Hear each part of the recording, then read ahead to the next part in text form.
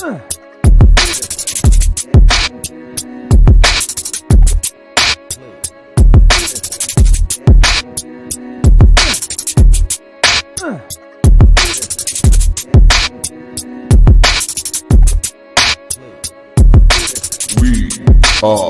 Legion.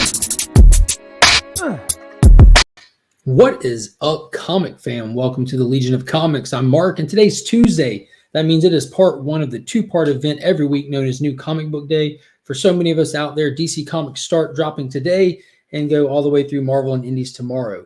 So since I have today off, and like usual, we're going to go through the New Comic Book Day picks for DC that I've scored and just do a little talking and hanging out. But before we do that, check this out.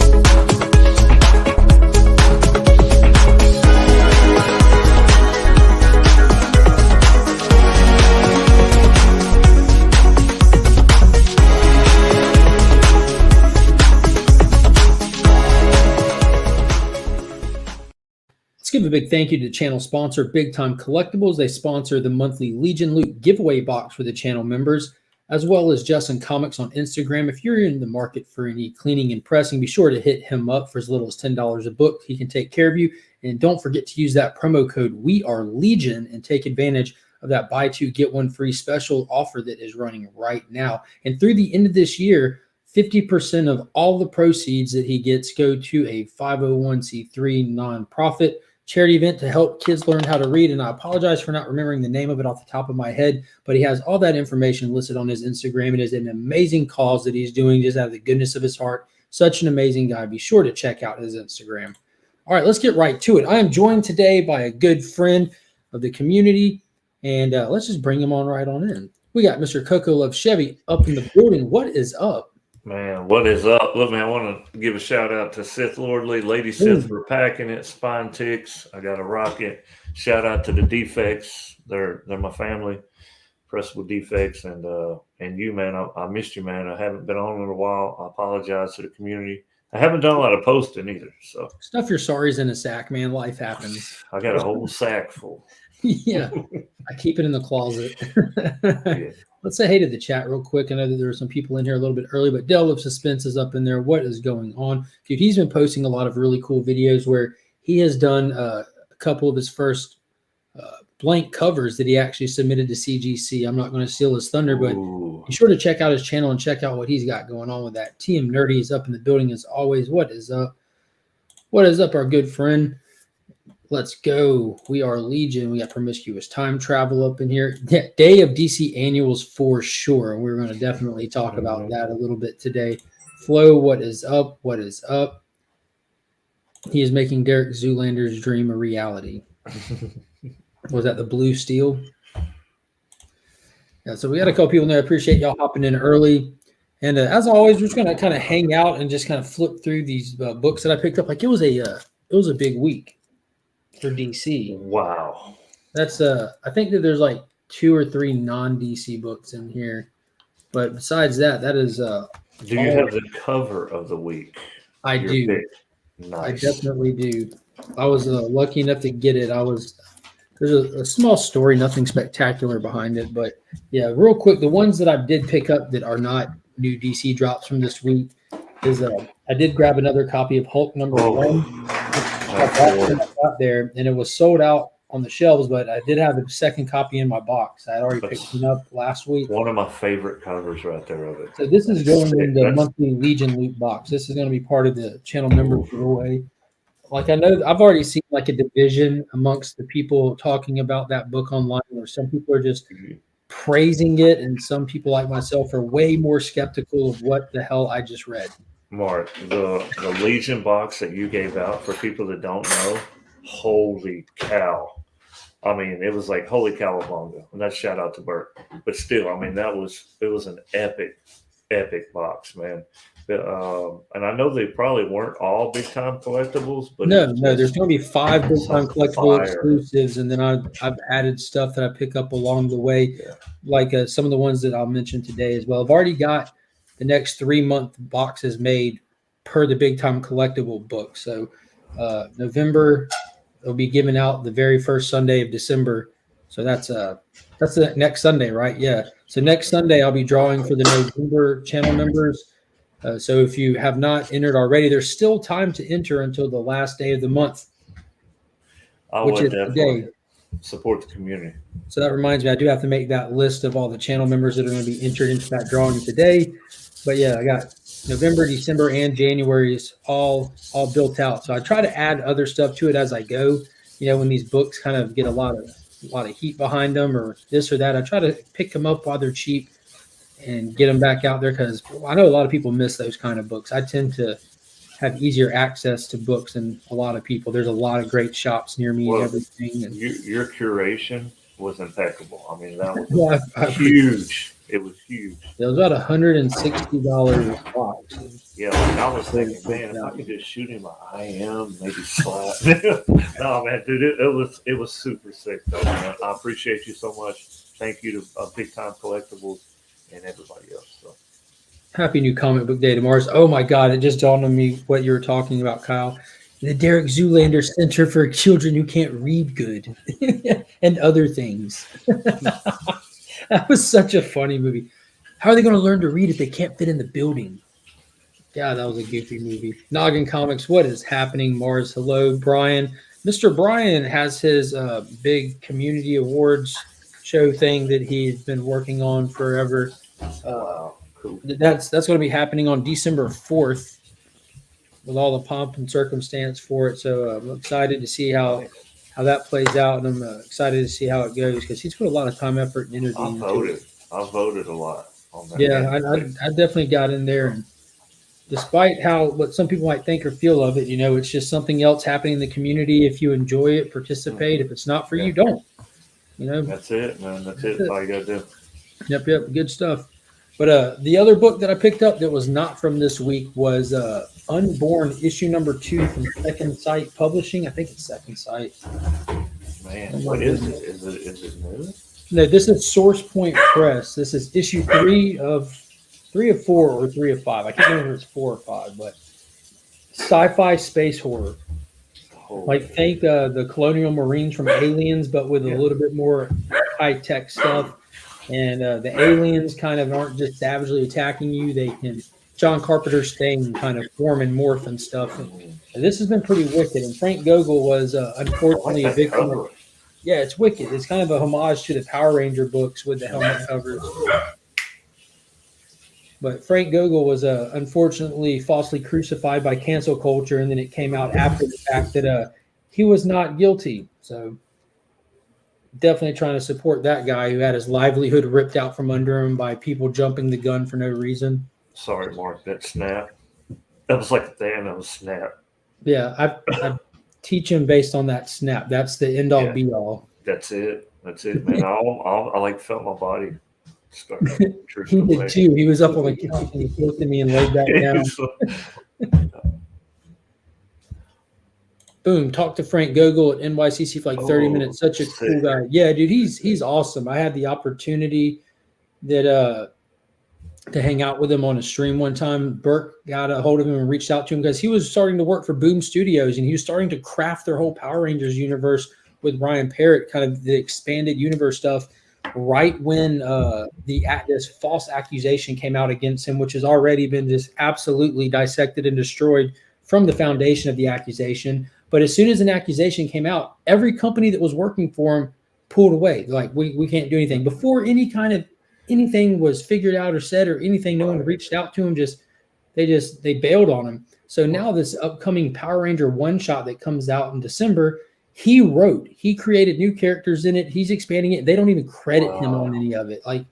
So I made mention in something else I did where I'm still looking forward to the day where Boom Studio reaches out with an official apology for this man. Like, whether you offer him a job back or not, that's one thing. But those actions of stepping away and pulling out, you basically said your piece about that. You know, you called him guilty just by your actions. That was horrible. That's the book I'm slowly appreciating. So I'm assuming that you're talking about Unborn. Me and Promiscuous Time Traveler actually talked about that. I was actually like very fully aware of what was going on with Frank, and Promiscuous was looking forward to this first issue, one of that, and someone pointed out that Frank was that guy who, and they repeated the allegations against him. So I reached out to Kyle and kind of started talking about it and asking Kyle questions about what he knew about it. He kind of went and looked, and between our conversations, he's like, well, it looks like it's not exactly true. It looks like it's unfounded. So he was able to, but it's just sad to see where people just do that, man. Bro, that's the era we live in right now, sadly. But yeah, guilty until proven innocent these days. And unfortunately, people don't want to take the time to prove someone's innocence. Like, you just leave people high and dry. Hi, Lynn. This is Dawn. I hope the fake accuser get what she deserves. I do too. And she was what it is what it looks like. Like, this is just simply what it looks like. That it's another person trying to get into writing.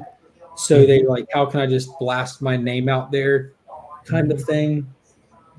That's what it looked like. And it may not have been like intentionally trying to destroy the man. It may have been just trying to get some spotlight on him. Yeah, I mean, we all make mistakes, man. Yeah, I think that they should too, Southern, just because of the nature of how everything happens these days. If you accuse somebody and it can destroy their lives, if it's proven to be not false, you should be blacklisted. Period. That's what should be where canceling comes in. If you're the kind of person that attempts to steal someone's livelihood for your own benefit, that's a horrible person. That is a horrible person. I hate to say it, but a lot of us have knee-jerk reactions based on the subject matter, your experience, etc. But if later on you can reach out and make it right, that's a bad look. Yeah, reaching out and making it right would definitely be the way to go. And again, like I said, I'm excited to see if Boom Studios does that, because that's where he was really getting his foot in the door of like bigger comic stuff. Because Frank has done stuff that's won awards, like really, really small press stuff. And he was really just getting started. And just, man, I just hate that concept for anybody. Like, I don't care if I agree with you or not. That has no bearing on if you should have the right to work. You know what I mean? That's your livelihood. That's your kids. That's your family. That's food on tables. Because people, this just blows my mind. Blows my mind. Kyle said, I've been trying my hardest to get canceled, but it's not working. Yeah, if that Something is Killing the Children hardback dissolving of a book didn't do it, I think you might be in the camp with Dave Chappelle, uncancelable. I love me some Dave Chappelle, man. All right, getting to comic books now. I'm sorry, we did a little ranting and tirading, but if I don't go on a rant, I didn't do my job properly. There you go. Huge week for DC. Now, I know that you're mainly a Marvel guy. Right. And there ain't nothing wrong with that. I don't really, to be honest with you, I don't really pick up any new comic books. I've been curating my collection. Like, I got 4 of the Crane Hulk #1. I got 2 of them Infinity Sign. Oh, wow. And 2 of the regular.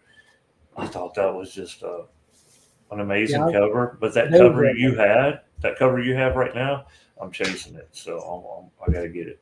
Oh, the A cover? Yes, the A cover to me is one of the best. Yeah, that's pretty cool. I like how the concept of it. Like, Hulk is the bomb. Yes, that's just cool. Sick.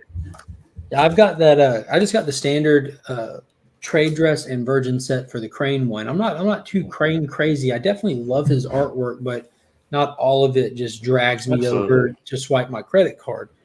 There's not a lot of artists that are like that with me. Like, let's not talk about the credit card. Yeah, but Crane doesn't get the chance lately. Now, in the last couple of years, he's been pigeonholed by the people that are hiring for jobs just to do symbiote covers, and he does a good job. Kind of old. Yeah, it's so old. As soon as I saw a Not Venom cover, I'm like, look at the colors on this. It's green. Nick, there's look purple. at Nick. Nick can't shadow. Hey, no. Ooh, hype today. Cancel Kyle. Hey, everyone. Wonder Woman Historia is getting some hype. Are you guys picking or skipping that? Now, I planned on just checking that out digital and seeing what I think about it. The concept sounds great. It looked cool. I do a lot of digital reading myself. Yeah, but with Very, this very big of a good. pull list already, especially in a holiday season. This is just DC. I know that's the primary. I haven't seen you with this big of a haul in a while. This is normally looks like my end of the week haul. Normally, Mhm. 12 to 15 Mhm. books. 1, 2, 3, 4, 5, 6, 7, 8, I think 9, you got 20. 11, 12 DC pulls this week. That's crazy.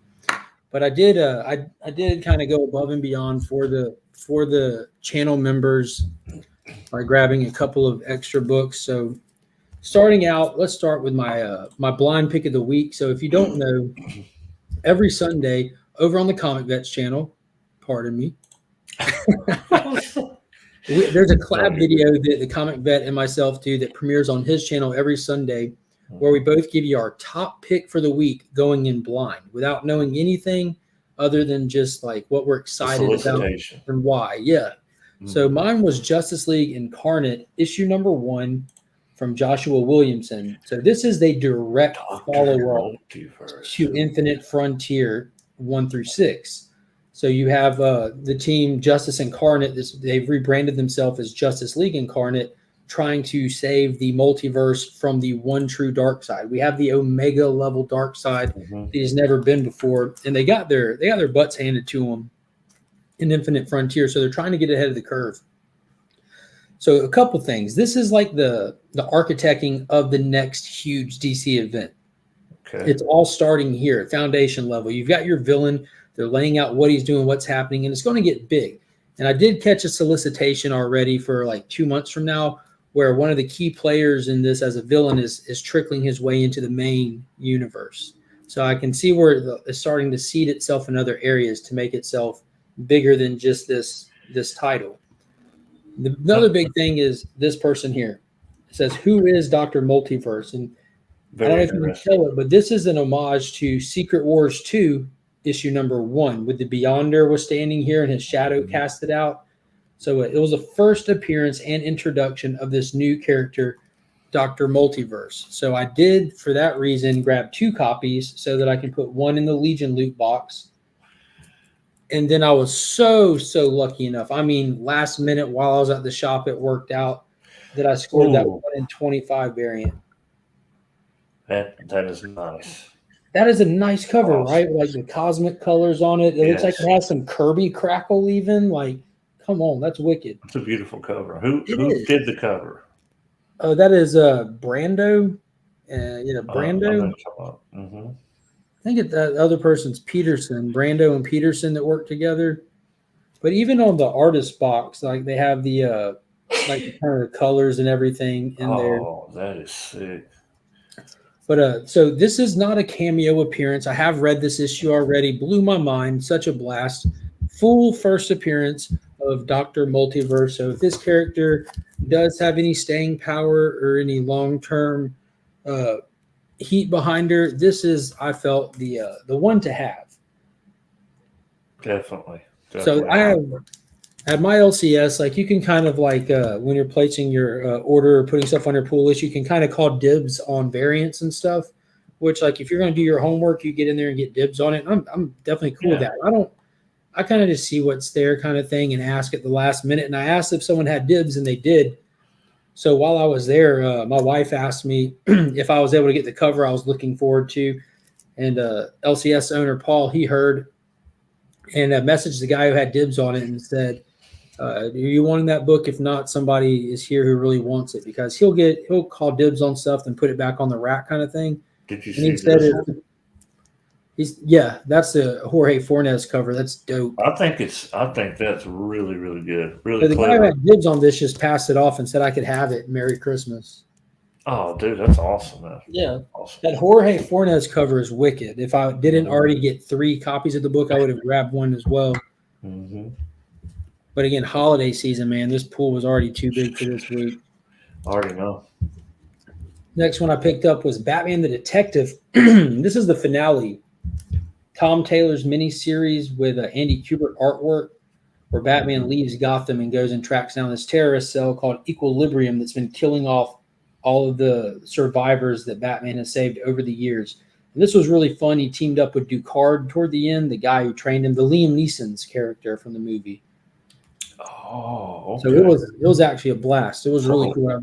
Ra's al Ghul was Liam Neeson, right? Yeah, but you know how he was stouting around as Ducard before he showed his real Yeah. hand? Yeah, that guy, Okay. the one from the comics, though. So that was a solid mini-series, and him kind of leaving Gotham in it feels like it kind of primed us for what's about to be happening in the main Bat titles, because he's about to be dipping.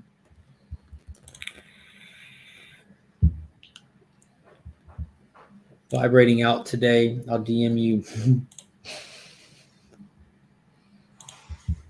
Just DM'd what has me moving today. Oh, he's listening to Mark Riboulet. I don't know if you've ever caught that guy. He's amazing. Yeah. I Light want lasted. that Crow book that Nick just showed, that one from it's a comic store that closed down. The slabbed up one. Yeah, the slabbed up one on the blank cover with just Brandon Leon as a crow. Beautiful. Yeah, it was wicked. Yeah, his Crow collection has exceeded mine at this point. He got jealous one day, like in real time while we were hanging out, and went and got that Caliber Presents #1, that first real appearance of the Crow, and he made sure to get it in like half a grade higher than mine, because He said he put that one up on my wall today, Coco. To love it. Yeah, the book. I looked at it, and like the artist that did it, I don't know if that was like his first cover, but it was just super, just it very looked clever. photorealistic. Yeah, it was very clever the way he did it too. So I gotta give him props. I already know, Nick. I've already been looking at it. I know it's around 500. So yeah, highly recommend that if you're just a straight Batman fan. It was very comic booky feeling as well.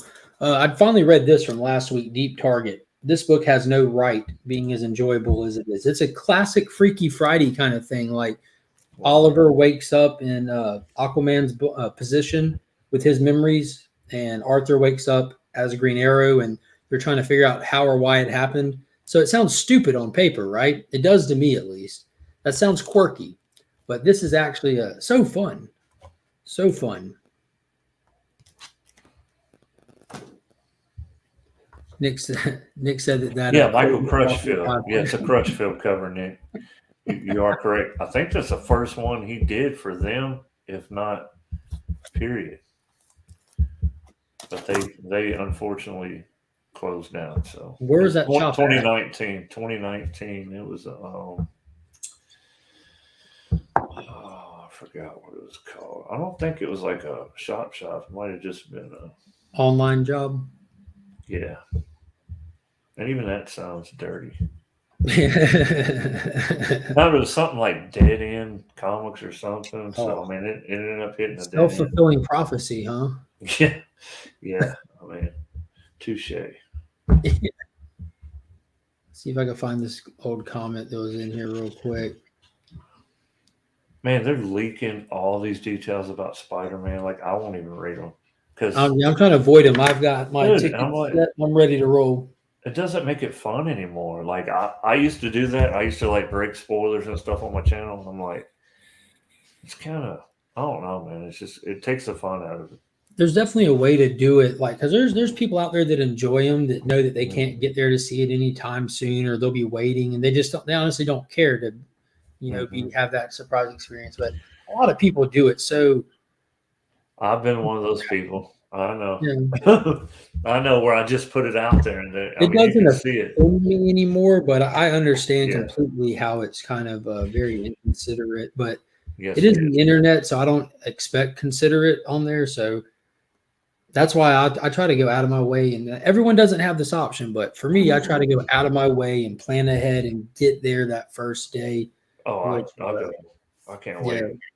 Yeah, I got my ticket. Seen Ghostbusters. It was actually, it was decent. It was a bit drawn out in the beginning, but I say it was decent. I say it was way better than the previous attempt. So yeah, that's not hard. That's not true. And I don't mind watching the Saturday Night Live cast Ghostbusters, but I can't get through it. Like we'll turn on to watch it just to chuckle at something goofy, and Next thing you know, I'm waking up from an afternoon nap I didn't want to take. But I But could actually like go back and watch Ghostbusters 1 and 2, like when they get in the yeah. Statue of Liberty, dude, that movie is just incredible. Mm-hmm. And it stood the test of time because like even when I go back and see some of these cartoons that I watched when I was, younger, some of them like, eh. But X-Men, it's watchable. I Yeah. do enjoy it. Yeah. I did read where Marvel and Sony struck another deal to extend their agreement for the Tom Holland era Spider-Man movies, Yes. locking him in for 3 more movies. Mhm. It doesn't specify all the Yeah. details. Spoiler alert. No, I'm just kidding. Yeah, that's. But there is one more before they locked in this new deal. There was still one more appearance of Spider-Man in an MCU related property, and I mean that by because at this point. Morbius. I don't know. I was about to say at this point, there's really no promise as to if it's going to be like a Marvel standalone project or a Sony collaboration. It's just they weren't going to like spill the beans on it, which leads me to believe it could be something like Morbius. Being that Could be. they're pretty straightforward with their rollout stuff. At least I know they try to let the announcements be enjoyable and surprises, but I would expect it to be a property that's affiliated with Sony if they're trying to keep it close to the vest like that. You're right. A lot of Marvel like leaks is coming from Marvel. Oh yeah, for sure.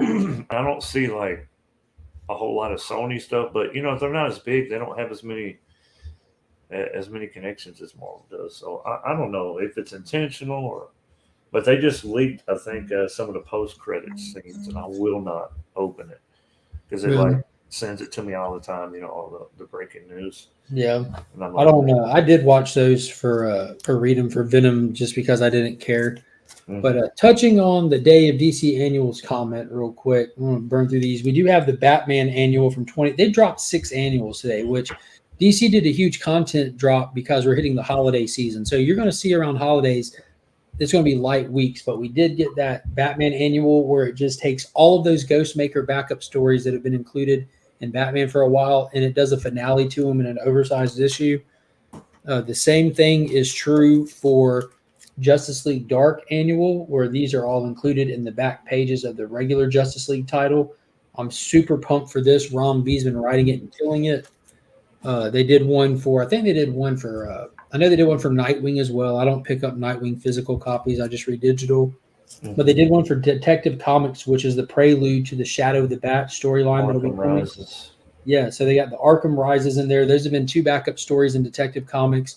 And apparently Batman and Nightwing are not going to see eye to eye on the construction of Arkham Tower and cause a little rift between them. So I'm guessing that's kind of helping set the stage for Bruce leaving Gotham post-Fear State.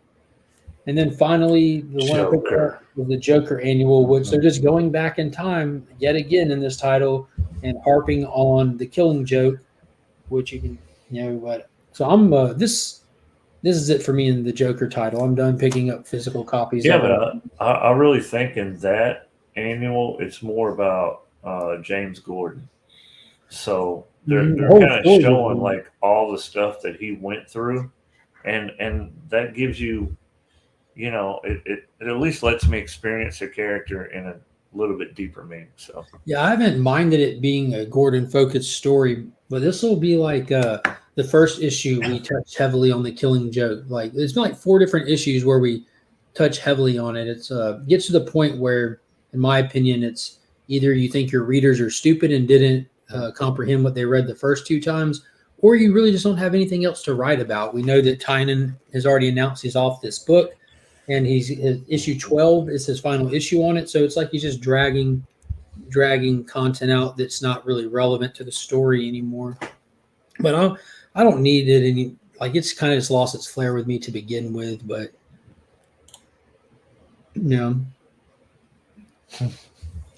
oh, I'm sure it's going to happen. Yeah, Ron B did. It looks like Ron B mentioned that the Justice League Dark backup stories will be put into a collection in the future. Yeah, if you haven't been reading, I'd definitely recommend it. It's not going to be too big of a collection. I can see it being just a square-bound book or like an 80-page giant, something like that. And that's all it would really take to collect it all. Those backup stories are typically pretty short. But it's been fun. It's been really good. I love the Justice League Dark characters, and Ron V, he does not miss. No, I really like him. Are you reading the current Venom stuff? Then you're gonna be reading the new run. Mm-hmm. Absolutely. Yeah, I'm gonna be following along with it since Because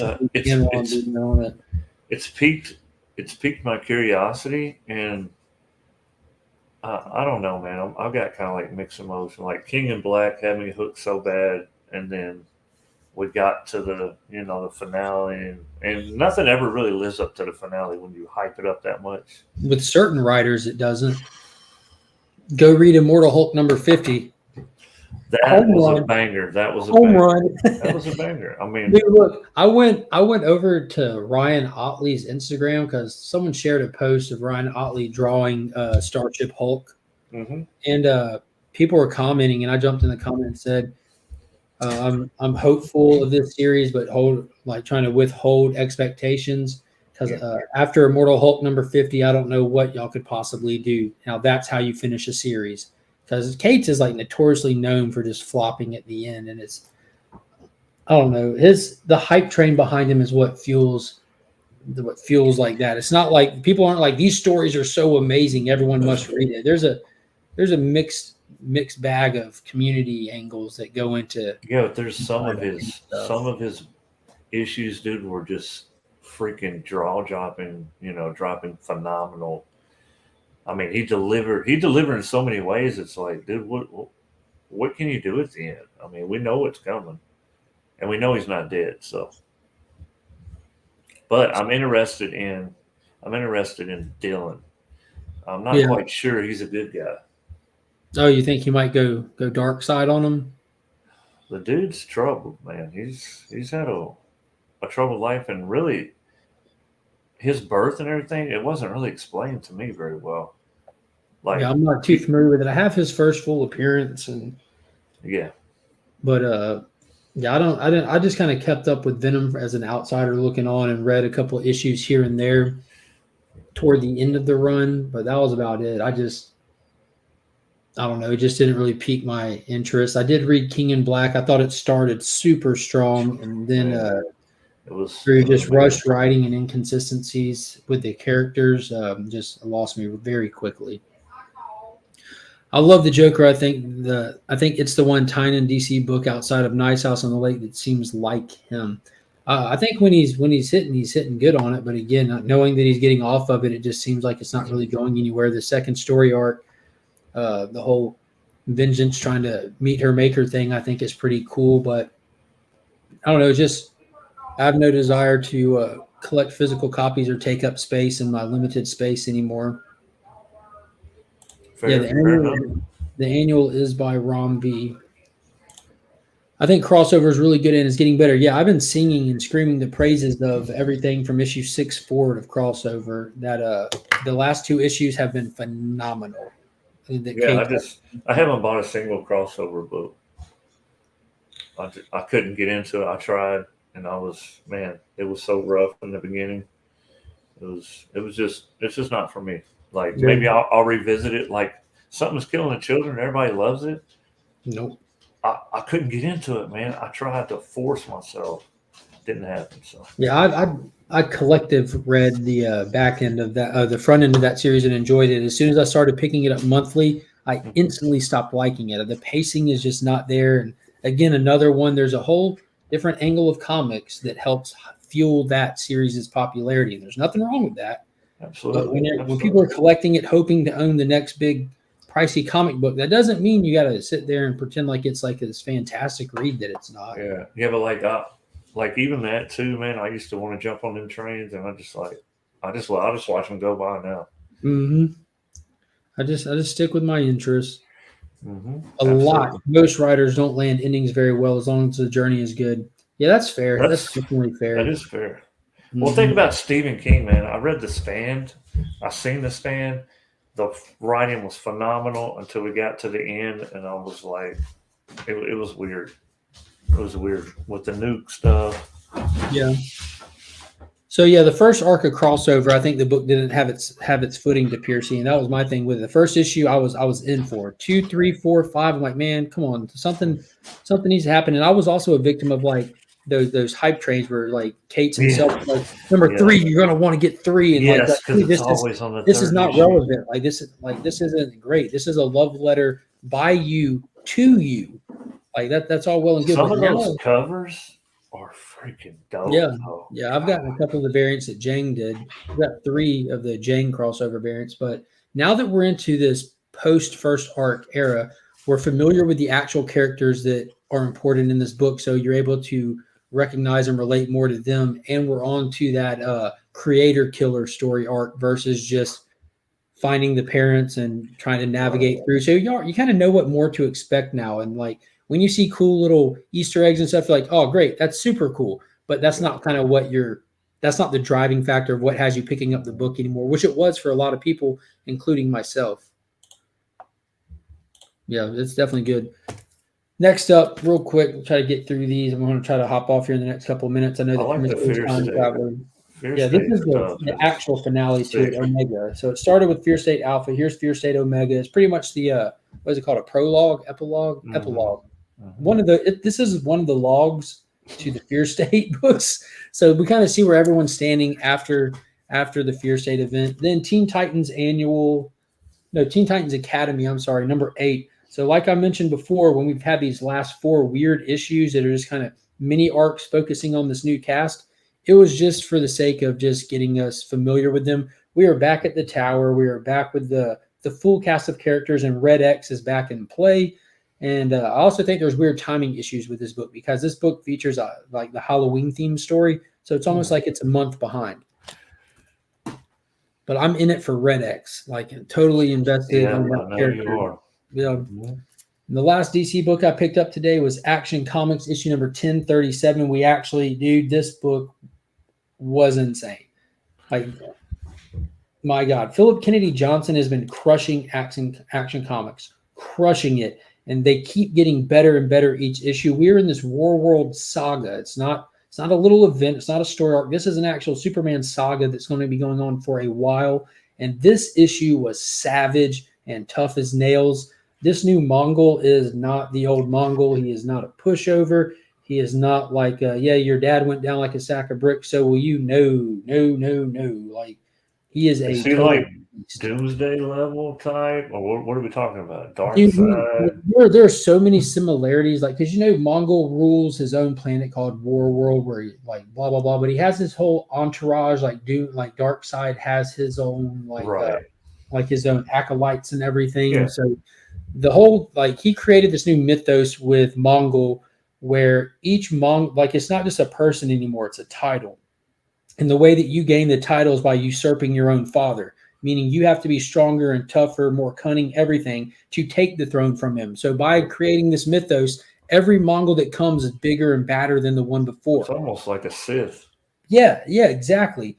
But it creates, the whole concept is like it's creating strength as time goes on, as the chair is filled by the next one, he's tougher. But dude, this issue was savage as hell. We know that Superman put together his own team of authority members from all over the place to go and help him because the Justice League couldn't. And it does not fare well for anybody on the right side of the law in this book. It was savage, super savage. Cool, man. Highly recommend it. All right, I'm out of here getting gear up for the second show I'm doing with Dank Comics. Fantastic. Tell Dank that we all said hello. I used to talk to Dank a lot back in the day, but I had to cut back.